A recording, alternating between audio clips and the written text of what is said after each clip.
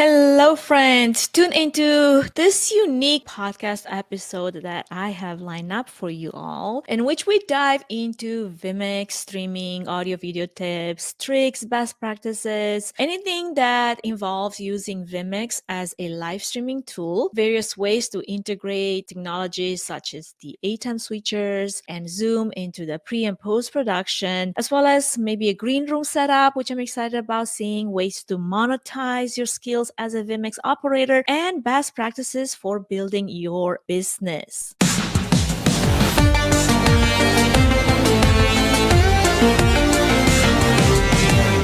Welcome to Events Demystified podcast, where we explore and demystify the world of in-person, virtual, hybrid event AV production and technology by sharing insightful tips, tricks and tactics to make your events a success. This podcast is brought to you by Tree Fan Events, a woman-owned boutique event production agency. And your host is Anka Trifan, a technical event planner and producer with almost 2 decades of hands-on technical experience in event production.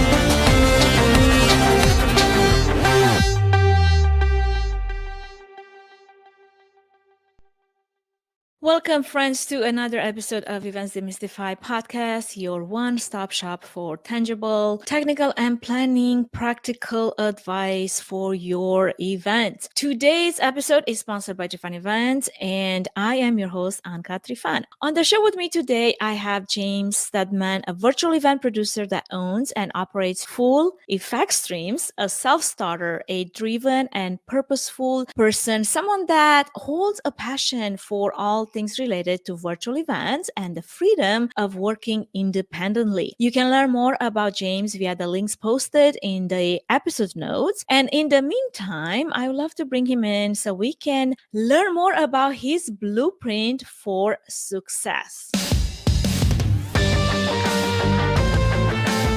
Hello. Welcome to the show, James. Hi, it's great to be here. How are you? I am good. As you can see, it feels like Monday. I know I had a busy Monday as well. It seems like whenever I have a day off, quote unquote, that's when the work flows in and I can never get caught up. So it's one of those Mondays for me. It's felt like that for me as well. So I'm like trying to catch up, try to get my, energy level up and be like, okay, let's make this the best episode ever. And I'm so excited. I really am. But at the same time, I feel like my eyes are sleepy. The weather is not helping. I don't know. I did not have enough coffee or something.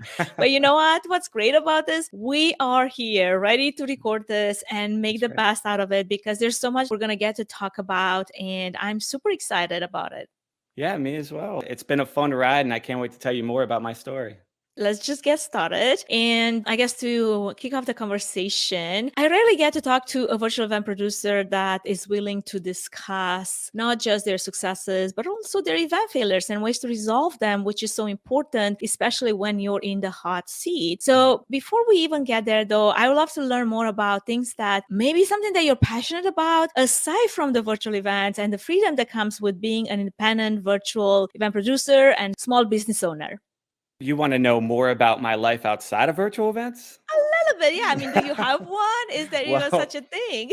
So I know it's a passion of mine as well. I do have kids, so that takes up a lot of my free time, but I am really passionate about this. So it's fun for me as well. And that's why I like it. I've always been into tech and the computers, and this is like a dream for me to have all this. I'm not a gamer, but this is just the ultimate setup that I've always imagined. But outside of virtual events, I love to travel. I love the outdoors. I love to hike, snowboard when I can get out and travel. I know the pandemic kind of put that on hold for a little while, but looking forward to going to Denver that's our home away from home, Breckenridge. We love it out there, and the kids love it as well. So traveling is definitely a must for us. So love to get outdoors as much as I can. After sitting in this chair for sometimes 15 hours a day, I cannot wait to get outside. I totally agree with you. I'm the same way. Like, love the outdoors, love to go hiking. It's been really crazy to find some, quality time to do just that when, the event season is super hot and super busy. And, finding that balance, it's been hard, I mean,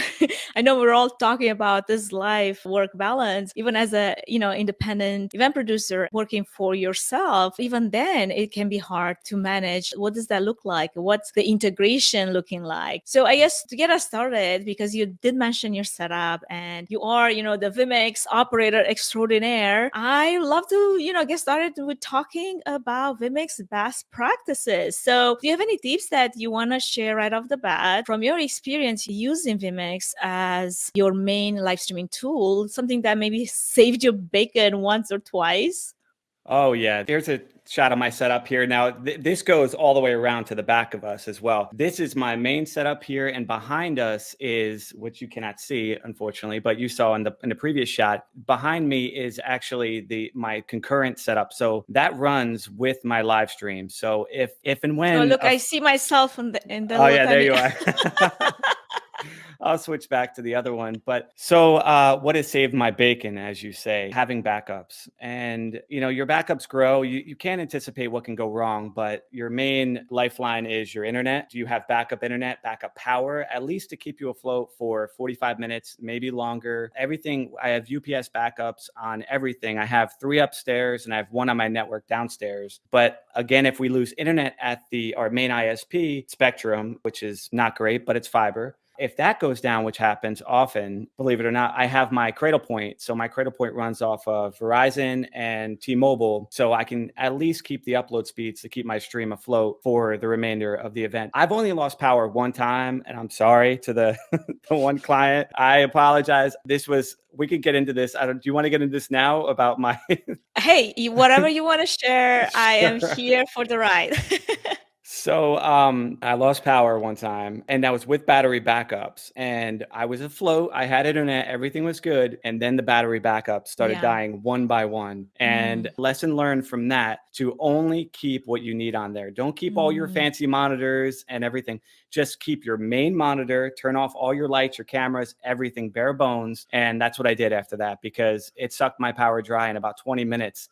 And the power came on about 50 minutes right after I lost all the power and the stream went down. So that's probably the anxiety of dealing with that is like something from another dimension, because I haven't had necessarily power loss, but lately it's been kind of like a reoccurrence to get like a power like surge drop. And I'm the same way. Like I was like, okay, I need actually power batteries and the backups. One thing that I didn't realize, and maybe something is worth mentioning, is like how much wattage you're actually pulling from some of your computers, because I know you have a Legion as well. And I went to Amazon and just got me a battery backup. And then when I got it, it was dropped off. I was like, this isn't even close to actually feeding my Legions, which apparently needs 850 watts. Oh, yeah. These to stay freaking afloat. I'm like, who makes computers like this? I don't know the exact specs, but they definitely consume a lot. And the machine that I'm looking at next is going to be a monster. But yeah, I definitely noticed it. You could tell the months that I've worked a lot, because my power bill it skyrockets. Because this here, some events run for 10 hours and that's a long day. And this equipment uses a lot of power. Yeah.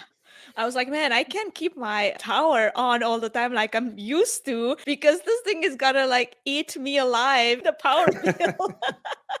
It does, but it pays for itself. So, you're right. So, yeah. Coming back to our conversation. So let's get back to the tips. Like, what is something that, aside from having the backups, having your solid backup for the internet, for the power, anything else that you'd like to share, that you felt like really saved you in a situation where, things could have gone totally sideways? There's been many occasions where you have everything planned out and we have our show caller that's coming in via Zoom. He's in your ear and then something happens to his connection and you have to scramble. So always make sure that you could run the show by yourself, because you may lose team members across the board. And it's happened on many occasions where even the audio channel, where I had the show caller in my ear, the producer, who was amazing, but his audio was getting choppy. I couldn't hear him. So I don't know what was happening with that. It was something on his end, because I was piping audio into him via NDI and he was coming back to me. And I ran the show myself. But again, rehearsing, just knowing the show, internalizing it. I like to take less work, but bigger jobs, because because for me, though, that pays off because I could really focus on rehearsing, training, running through all the cues step by step and knocking it out of the park. I'd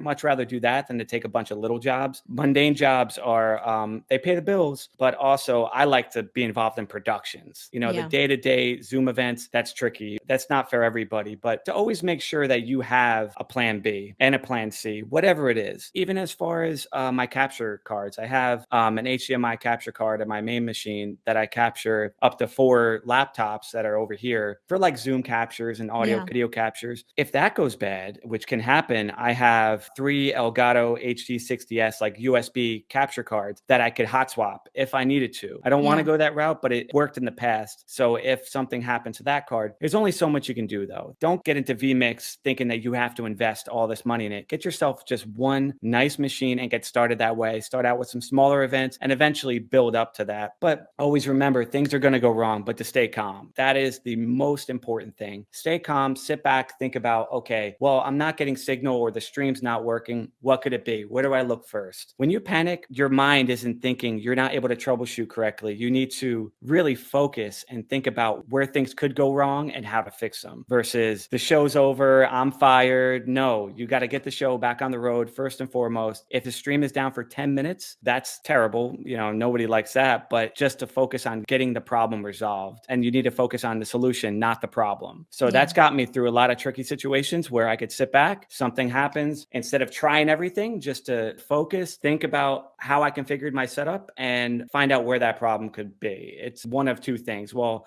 I'm not receiving video signal. Okay, could it be the capture card? Check the drivers and then go to your plan B, which is your capture card. So there's so many different methods, but again, trial and error, and you just got to train and stay ahead of the curve because things are always changing in our industry. Absolutely. I was going to piggyback on that initial question with something like, what have you learned over the years of using vMix? But it sounds like you already shared all of that. So do you have anything else that you'd like to share that you wish someone would have maybe told you sooner than later?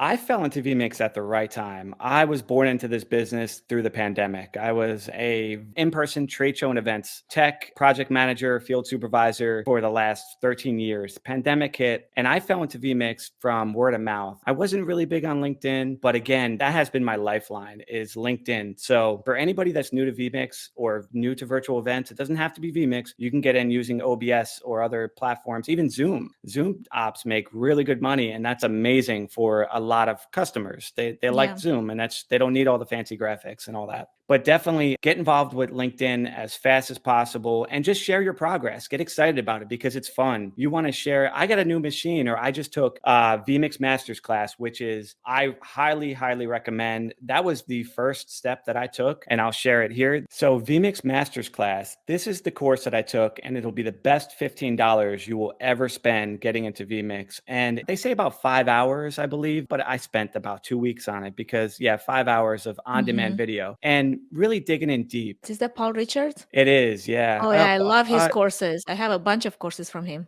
Yeah, he's amazing. And he has so many things on vMix and PTZ optics, and it simplifies the whole process. You could download vMix for free as well. So, well, that's amazing that you actually, you're sharing that because that's one tool and a course that probably not a lot of people know about. No, I don't think so. And having that under your belt, go ahead and share your progress again with that because it's fun. You're creating a business. This is not just a job. This is a business that you can make really good money with. And it grows and it's always growing. And virtual events is expanding far past the Zoom event or just typical Zoom meeting. It's so much more than that. This is a community and it's only going to get bigger. And every single trade show now, I'd probably say I hear about 80 to 90% of them now have some sort of live streaming element. So now you can move from your at-home studio, which is amazing. You could walk right upstairs or into your office and go to work and you could be done in 3 or 4 hours and have your day. But also if you'd like to travel, hybrid events are everywhere. And we know that it's only growing. And I think every single event, because some people don't want to travel, they could just watch from home. That is something new to them. And that could get you onto the road. So you could travel and you could live the same life you lived before, but also have work when you're at home versus always on the road. Like I used to be 200 plus days on the road. I don't ever want to go back to that, but I will go out for 8 or 9 days here and there, or a 3-day hybrid event in Charlotte or Wilmington or Vegas. It's nice, but I'm not Yeah. out there for weeks and months on end anymore. Absolutely. Well, I love that you mentioned hybrid events because we are going to segue into that anyway. But before we do that, just to keep it, still at that intro level of like for someone that's assessing vMix, or maybe they're really at a one level or another of understanding what that is. I don't think we started with what does it mean for anyone, for someone that doesn't even know what that is. Like we started like straight into the conversation, and maybe we should have probably explained what is vMix. Robert, that's one question. If somebody's like listening to this and like, I have no idea what you guys are talking about because that's like so over my head. So let's go back to defining what that is as a tool. And then I would love for you to maybe give a few tips on something like audio tips and tricks, maybe some settings when it comes to getting good audio. Sure. Yeah, we could definitely jump into that. I'm actually going to share my screen in a second. I'm going to import a few like stock videos into vMix and some lower thirds so I could give a demo of that just to show what we can do with it. Yeah, because you're right. I mean, who really knows about vMix? And some people have been in the business for a long time. They have no idea. Like I'm on a lot of jobs now where we have graphic ops, and I'm like, why? vMix can really do, it doesn't lighten the load at all. It actually complicates it a little bit. But again, I'll share that in just a second. I don't want to take anybody's job. So yeah, graphic ops, please get into vMix. Okay. Do you want to first say, okay, from a super top level perspective, what would you say vMix is so we can start with the definition right? It's just production software. That's really what it is, but it's easier to show it. Okay, let's then do a quick demo here. I'm going to import a couple like stock images and such right now. Okay. Awesome. So Anka, here's your coffee here. So this is our this is the production software called vMix, and it is such a powerful tool that you could do so much with it. You could run an entire production essentially by yourself. And to add an input, they call these inputs, and it's not necessarily an input, but that's what they refer to it as. So like I'll go ahead and add my camera here. So we'll go ahead and select Elgato face cam, and then boom, and I'm into the production now. So you could live stream from this, you could restream, you could stream up to 3 sources with it. So if you wanted to stream to Facebook, Vimeo, if you wanted to have your live stream embedded on your website, you could do that. You could stream to YouTube, anywhere you want with this. Just click stream and you're live. You could also do lower thirds. You could have your titles in here. And there's a ton of different tools in here that you could use, your audio inputs, virtual sets, which is kind of fun. I'm not sure that anybody really uses it, but I've messed around with it a little bit. It's a lot of fun to get into. So if you have a green screen, this subject here, that's going to be you, and you could change the background. You could put whatever you'd like in the monitors. So it's just fun little things to get into, but it's just a really simple tool once you learn the basics by taking that vMix Masters class. Once you take that course, you'll be able to get right into it and run yourself a really nice production. What's super cool about this too, so I will share just I'll put myself here to give you an example of what we can do. So say we don't like the monitor. If we want to put something else in that area, you could easily let's go ahead and add the coffee in here, right? And I could resize this, and let's go ahead and hide that monitor there. So you could do all this within vMix, and it's such a fun tool, and you could mix and match whichever way you want. If we want to add something else in there, so we want to add a countdown timer in there, we go to layers, and I'll show you exactly what I'm doing here. So we'll go to input here, and then we'll go to layers. So this is our coffee layer here. So you could play around with that, get the sizing correct. Say if you're talking about a PowerPoint and you want to make sure that it's on the screen. So you could add it. You can go ahead and remove it if you want to, bring it up on screen. So we'll throw up let's throw up the title here. There's so many different things. You could do up to 10 layers in this. So I know it looks like a lot in here, but it's really simplified once you get into it and understand what all these buttons do, all your audio levels. This is the trickiest part for anybody getting to vMix. Don't be hard on yourself because the audio is the most difficult part. You have all your audio bus, your audio routing. It can twist your brain. And I've been there, but just talk to us. Put a post out on LinkedIn, ask for some help, and somebody like myself or anybody in the vMix community would gladly get in here. And it's best to work with a partner to figure out these audio buses, because to send audio and receive audio mix minus, if you're a video guy, you don't know about mix minus. This is new. This was new to Yeah. me.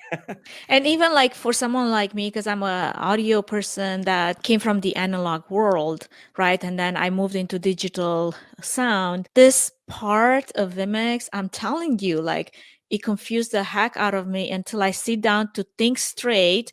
How would I route this from like an analog point of view? How would that look like if this was analog and I needed to create my routing?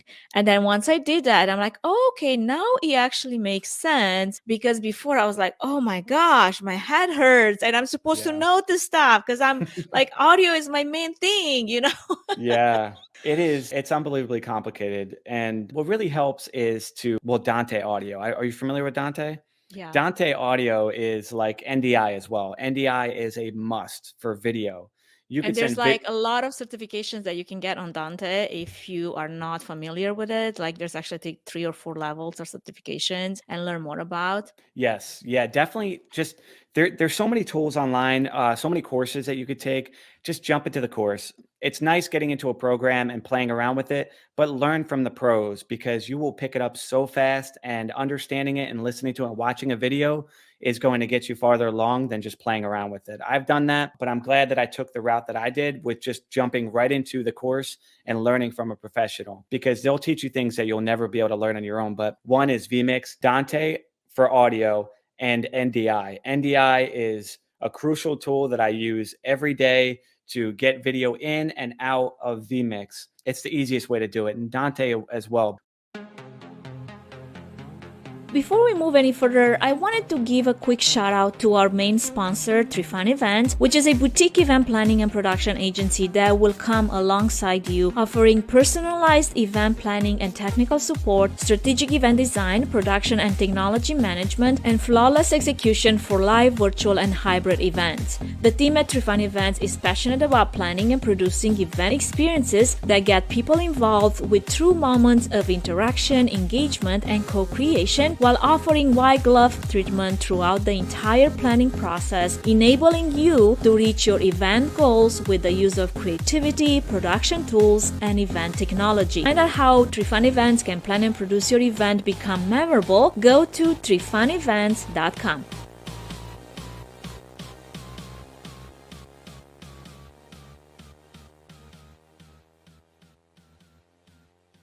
For someone that doesn't necessarily understand what NDI is, because they're like really beginners at this, how would you explain it in like a layman's term? So NDI, normally what you would do to get video out of vMix is you would have to have a hard line like an HDMI or an SDI. But what's nice about NDI is it runs over the network. So any device that's on the network can get your NDI connection. So it's just a simple tool, NDI 5. You could download it today. It's free, which is unbelievable to me, and it just keeps getting better and better with tools such as Ndi Bridge that are coming out that we can touch on for sure. But with the Ndi Studio Manager, it's let's see here if I can get this up for you. So the Ndi Studio Monitor, it's a great tool, and I'll share my screen again here so you could see. So it's just blank right now, but this device is on the network right now. So if I have a laptop downstairs or in another room, another part of your office building, you could select which output that you want. So if you have a producer that needs to see only the timer, you could send just that output. If you have a producer that needs to see the master output, they can go in and select, okay, I need to see a different output. So we're going to see output 2. It really depends on what it is that you want to do and where. So it's just the easiest way to get video from your main workstation out to any location that's on that network. And the same goes for taking video in. Now with vMix, you could add an Ndi source. So if I were to go to Ndi desktop capture, so now I could see all the Ndi sources that are on my network. So I'll go ahead and add a Ndi source right now as we talk here. Let's see how quick I could do this with getting my computer in, but it's really cool. So let's see here. So Ndi, we'll go to vMix desktop capture. So I'll add that. I'm going to open up a PowerPoint. So I have my laptop here that's Ndi. Now there's no hardline connection to this whatsoever. It's just a laptop that is on the network. So this is the laptop that's behind me here, that's over on the same network. Yes. So it has to be localized to you. It does, yes. Mhm. In the future, we have what's called, where is it here? Oh, Ndi Bridge. Yes. What that's going to do is bridge connections worldwide. Yeah. So this is coming very, very soon. And I'm really excited about it because rather than sharing your screen, you could have Ndi Bridge on a computer anywhere in the world, and Yeah. it'll be like they're here in my home studio. So like this is a PowerPoint. It's pretty responsive too. I have a decent network switch, but just pretty standard stuff. Yeah, that's Ndi for you. It's an amazing tool. And if you want to learn more about it, like Anka said, there's courses on everything. Yes. Okay, while you're in this view, James, before I switch views, how about you show us a little bit of your green room setup? Oh, yeah, sure. So this is my green room. So this is what I would show to anybody that's in vMix call. So this is what we'd call a green room. Any of our virtual callers, will be the backstage view or green room, as there's so many names for everything that we do. But if I had 4 virtual callers, I would put them in each one of these boxes. So we have 1, 2, 3, and 4. In these little boxes here, it's custom to each client, and I give them 3 or 4 options to see what works better for their production.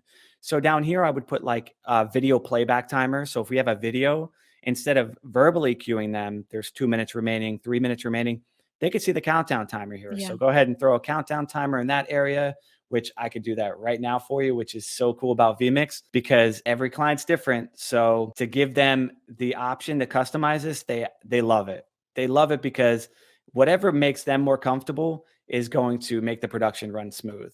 So go ahead and add the countdown timer in there. We're going to go ahead and we'll start the countdown timer as if it was video playback. Or a lot of run of shows have specific times for each of the speakers. So a presentation is running 15 minutes. You want to keep everybody on schedule because you have 20 speakers. That time adds up. And if you're over 3 minutes, you're going to be over 20, 30 minutes at the end of the show. So this little slot here, we could add, depending on what time zone you're in. If you have multiple time zones, you could add how many minutes you're on live or when you're going live. Just so many options. What I like to do here in this live area is the program output. So I always tell my presenters, my talent, whoever's on stage with us, I always tell them, when you see yourself in this box here, that's when you're live. Because not always can you give them verbal cues. It works sometimes, but it's just easier like that and less back-to-back communication. When you see yourself in the box, you're live. Now, what this also can be used for is a confidence monitor, as we call it. So if you have a PowerPoint that you want to put in that box, it's difficult for somebody to read. Some people just use it as like flashcards, but other people read it word for word. And it makes it easier when you have I'm going to put it back in the screen here. If you just go ahead and throw their PowerPoint in this box here, so they could see it full screen and they could read the text, no problem. It just makes it a lot easier. It just makes the show flow so much better when they could see what they're talking about. And you could even send with vMix call specific views back to them. So if they only want to see the PowerPoint, you could send them just the PowerPoint so they could see what they're talking about. In these 2 boxes here, this could be anything. This was a job that we just did for HPA that we made this backstage view. We had 2 on-site PTZ cameras, and this was shot 1 and shot 2. And then where the PowerPoint is, that was our live shot. And then we had 4 vMix callers at a time, no more than 4 callers. And we had different countdown timers here, but it was on the West Coast. So we had PST right here and a couple countdown timers for the speakers. That was the view. But again, this can be anything. So, James, how long does it take you to actually pre-program some of this, build the show, if, in vMix words? It really depends. Sometimes you could do it if you have all the assets. Now, that is the tricky part, is making sure that you have everything that you need to complete your show. There's a lot of times that things are missing, but you could knock it out in 3 to 4 hours, I'd say. And then you usually have a day of rehearsal. So that's when things will change some more. So I try to get everything almost where they need to be. And then during the rehearsal, I know it's going to change. So to make sure that that you're ready for that. But just set a day aside. I try not to double book. I rarely ever do it because things happen. And I like to keep that entire day open for my client, because having a full day to prep a show is always good. You may not always need it. You could always do it in 1 or 2 hours, but giving yourself that time just in case things change, which often they do. So I know that as we were switching all these looks from your cameras, you actually were using a TEM, a mini switcher. Is that what you have over there? Would you want to, explain how you're integrating the ATEMs into your setup, and if you have any tips on how to even use Zoom as your capture? I don't know what the NDI is. I don't want to deal with that. I just want to make it simple because my client is using Zoom and they're so comfortable with that. Sure. So I use Zoom a lot, and I have a lot of clients, especially in the pharmaceutical end of it, where they prefer to use Zoom. vMix call is out of the question. So they're To comfortable with teach them Zoom. something new, yeah, it's like, what is that thing? Because we had that experience before where like trying to explain to them how they have to go here and do this, and like, too much, even though it's not really truly that much. It's not, and it's very similar to Zoom when you look at it like that. You could just do custom backstage, but they just want simple. They want, and a lot of my pharmaceutical clients love backgrounds. Yeah. The customized and blurry background. Yeah, I get it. Okay. You don't have a green We screen. don't You get can, it. yeah. I mean, I get a blurry background just because of my camera, but I get the level of blurriness that some people really want to hide behind. Yeah, I understand, and to an extent, and but again, a lot of times while we're on the topic of backgrounds, right? Sometimes that can affect your bandwidth. So I see that where it's, if your video looks poor, you got to get rid of that animated background just because it can destroy your bandwidth. And that's the most important thing, is audio number one and video number two. And the animated backgrounds are unnecessary. I'd much rather have a stable connection versus that. But And a good resolution video that comes through, as opposed to like you're fading into your background slowly and surely. oh yeah, it's so true. I know, it's such a shame that people don't focus more on their bandwidth. I was on a call with somebody, very high up person, we'll just say that, but he was talking about audio, and his audio was absolutely terrible.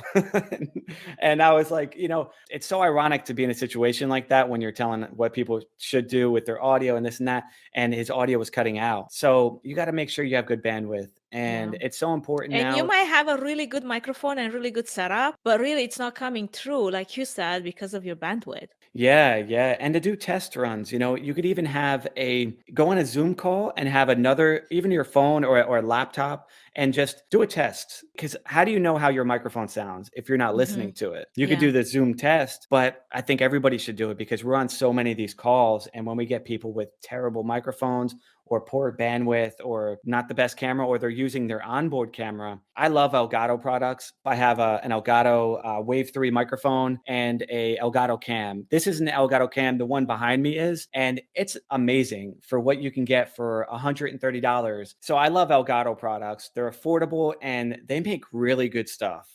They have great capture cards. You don't have to go out and spend $500 on a capture card. Get yourself an Elgato capture card, HD60S. Great. And then the Wave 3 microphone has great sound. You could check your levels on it. The software is amazing. Get yourself proper lighting. There's a ring light. You could buy the whole package from Elgato. And the Elgato face cam is amazing. I had 3 Logitech Brios that I was using for a wedding live stream. And I had to put it together. It was for a family member, and I wanted to live stream their event because a lot of people couldn't make it out. So I was like, let me buy the best camera on the market, the Logitech Brio, for webcams. And we were placing them around the venue. The lighting, and I'm not a camera op, So all the terminology, I'll probably get it wrong, but the lighting just wasn't right. So I went to Best Buy and I picked up 3 Elgato face cams, and the quality looked amazing, like DSLR quality. Mhm. So I'm really impressed with their products, and they keep coming out with more and more stuff that's they're keeping up with the curve. I love it.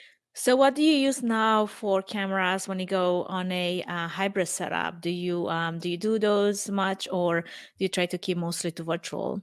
So hybrid setups, I love PTZs. They're Mhm. they're great because again in vMix you could set specific movements for your PTZ camera. So if you have, a shot over here to your left, you have a mid shot and then a shot to the right, you could set those presets in vMix. So all you have to do is click a button and the camera will automatically pan and zoom in wherever you tell it to go. So you don't have to have a controller as long as you have those set movements. So I love PTZs. I love camera ops, but again, that adds labor costs. So if I could use PTZs, amazing. I'm definitely going that route. And especially now with NDI, where you only have to run one network line and you don't have to run a 100-foot SDI and power, you could just run PoE, power over Ethernet to your camera, plug it in, and you have connection. That's awesome. I Yeah. think there's so much to talk about here, James. I don't think we're actually going to get to the bottom of this conversation because we barely touched the surface. I mean, we barely touched the surface on integrations with ATEM and how, you can ISO record and how you can use different setups and different hardware and software and VST plugins. And we didn't even go into like our producer vMix call control, that it's something that, if you're a vMix operator, you should look into, and the amount of information Yeah. that it is available to learn if you're willing to, but also the things that you need to learn once you're getting, down this road. So I guess to just pivot a little bit into the conversation of how do you use all this fantastic knowledge that you've gained now since, doing virtual events and turn it into a business that's profitable? Do you have any maybe key tips to share with anyone that are at the point where like, well, I've done so many tiny little events, or I've done so many projects for whatever, friends and family, and I really want to, I've done so many hours of learning this tool. How can I take it now into the next level and actually make a profit and actually build a business around it?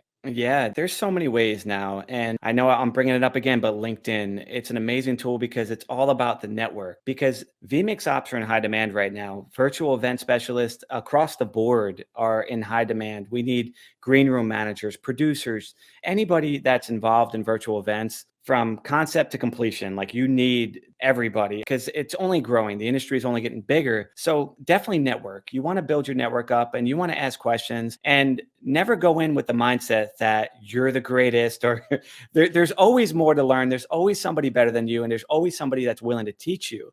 So you have to be open to learn because things are going to go wrong. You're going to make mistakes. Stuff happens. You need to push through. It's not an easy road, but it pays. And to build your network up and to rely on somebody that you can call on if you're stuck. That is where you should focus because there's been a lot of situations where I'm stuck on a certain thing where it could take me hours to figure out where it is or one phone call away and the solution is right there in front of me. So don't be scared to call. Don't be scared to ask questions. And just network. That's the ticket to success right there. I couldn't agree more. Honestly, I end up on so many mastermind Zoom conference calls with a lot of guys that all we talk is vMix. It's super fun.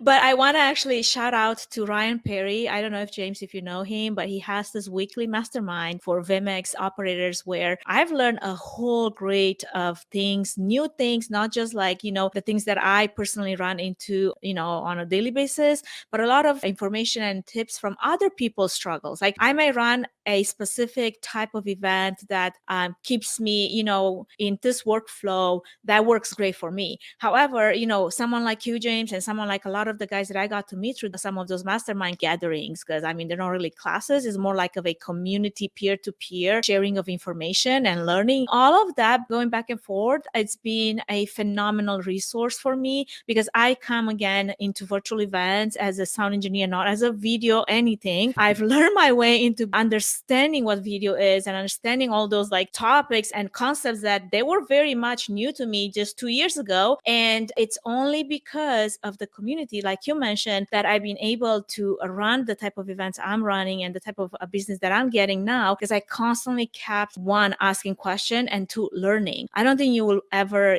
finish learning and being willing to admit when you're like, hey, I don't know this, I don't understand this. Can you guys help me out? Can you like explain this to me in a way that makes sense, that I will understand? And I loved, running into you on LinkedIn and seeing your progress and seeing your story and how you got to be doing all those cool things. And that's something that I feel like a lot of people don't realize, the community aspect that virtual events have brought along, and how important it is to feel like you have someone, like you said, on the other side to call or just even troubleshoot something on the fly, And now I guess as we're coming to an end, because I mean, we could be going on and on forever. What is one piece of advice that you want to leave, the vMix community, the vMix, the new to vMix operator, or anyone that's into, the virtual event producer that's running vMix, anyone that have done virtual events and maybe transitioning into hybrid events, any tips that you want to share or advice that you feel like would be super helpful?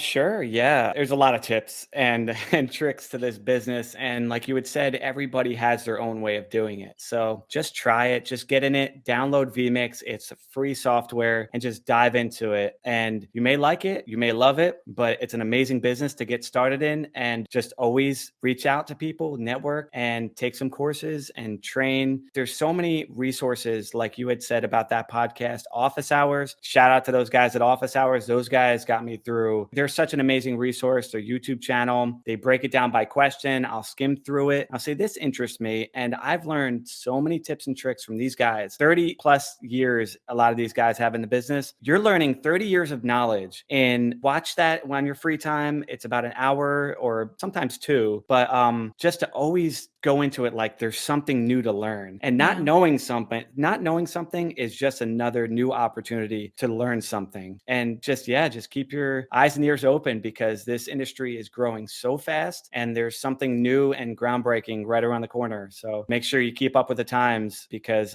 you could fall behind pretty fast. That is one lesson to be learned from anyone that hasn't necessarily embraced virtual events, beginning of 2020. And then 2 years later, they're still hoping that we'll be going back to 100% in person. And here we are. Oh my goodness. I was in that same situation. I had the opportunity to go back, and I said, I think I'm going to stick this out in virtual events, because and I'm so glad I did. Thank God I did, because I would have been jobless again. So I said to myself, I will never not have a job again. I don't want to go into the pandemic stories, but a lot of us lost our positions, and it was pretty traumatic for a lot of people, and losing their houses and this and that. And fortunately, I didn't suffer too much. I was able to fall into vMix pretty fast. But now you're not late to the party. It's still pretty early on in the game. So get into vMix, have fun with it, and just network, and reach out to me on LinkedIn, James Steadman. I'd be happy to help in any way. And I love helping people out. I love growing our community. It's something that I'm passionate about. So feel free to reach out anytime. I'd be glad to jump on a Zoom call or vMix call and bring you into the production. I love that. And I credit my newest addition to my studio, Legion, with the latest graphics card, to James as well. So thank you, James. Well, here's one last question. I promise it's the last one. Could you give maybe a round number of, like, for anyone that's starting like fresh, what would they expect to potentially spend to get to a level of operation, even if it's not necessarily your level, say, right? Because I mean, it took you a minute to build to that, but something where they're functional, something that they can actually take an event, a virtual event, and run it on their own. I suppose a setup that makes it happen, a minimum to have. Sure. Yeah. You don't necessarily need all new equipment. You can go and source used equipment. I would suggest getting a new computer, though. Getting yourself a nice new computer and something with a warranty or some sort, because if you're investing, it's not cheap. You can get a computer for 2,000 or 3,000, but you don't need to have this massive computer. I started out with the computer behind me. It's a Lenovo Legion with a 1660 video card. Nothing fantastic. I think it cost me like $1,200. That's what I started with. And a couple monitors that I grabbed off. And now this is during the pandemic, right? Now that's my backup. So I have two backups, but I have my Lenovo Legion laptop as well, which I love. I bring that on the road with me everywhere. But you can get by with just a machine like that to get you through most of your events. Nothing huge, but if you're going to do, well, it's kind of hard to say for somebody that's not familiar with vMix, but get yourself a Lenovo Legion laptop. I love them. They're amazing. They've never let me down. They've been running 2 years strong, and keep them updated. And then as well, get yourself a good network switch. That's very important. And a nice widescreen monitor. Other than that, get yourself comfortable. Get yourself a comfy chair because you're going to be in it for a while. And get a gym membership. You got to be. That's right. All the sitting down. I need to balance it out with going to the gym and going to the sauna. You're staring at a screen all day, every day. You got to get outside. Well, thank you so much, James, for everything that you've shared today. I feel like I've learned a lot, and just the fact that we did an actual demo during the podcast, this is a first. So really? Thank you. Yep. And I will have the link to your LinkedIn that you mentioned earlier to where our audience can connect with you. In the meantime, I hope you have a wonderful rest of your crazy Monday, and I will see you on LinkedIn. Awesome. I will see you on there as well. Thanks for having me, Anka. Well, friends, this is it for today's episode. This was a pleasure to just hang with James here and see him from front and back view and side view. I mean, at this point, you've kind of seen his entire 360 office. This was amazing. Stay tuned for our next episode airing out soon, and have a fantastic rest of your day. Thank you for listening to the Events Demystified podcast. If you enjoyed this podcast, please take a moment to review it, rate it, and share it with other event professionals that could benefit from it. Connect with us on social at Events Demystified Podcast. We would love to hear from you and what you're up to. If you'd like to learn more about Tree Fan Event services and find out if we're a good fit in supporting your event, can we help your event be successful with a 20-minute free consultation? Link in the episode's notes. Thanks for tuning in.